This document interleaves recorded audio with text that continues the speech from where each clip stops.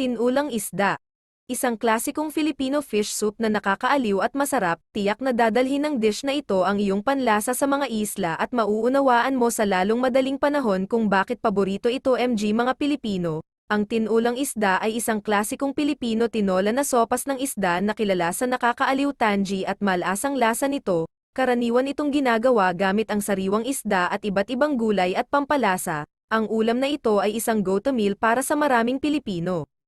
Ang isda ay pinirito sa maraming bahagi ng mundo, at ang pritong isda ay isang mahalagang pagkain sa maraming lutuin, para sa maraming kultura.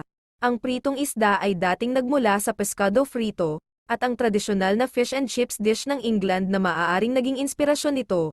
Ang huli ay nananatiling isang staple takeout dish ng UK at ang dati at kasalukuyang mga kolonya nito, ang mga piniritong fish cake na gawa sa bacalao, at iba pang puting isda, gaya ng haddock, halibut o whiting, ay malawak na makukuha sa mga seksyon ng frozen na pagkain ng mga grocery store sa US. Long John Silver's, Skipper's, Captain, at Arthur Treacher's ay mga kilalang North American chain restaurant na naghahain ng pritong isda bilang kanilang pangunahing handog na pagkain. Ang hito ay isa ring laganap na uri ng isda na pinalaki sa bukid na kadalasang inihahain ng pinirito sa buong mundo.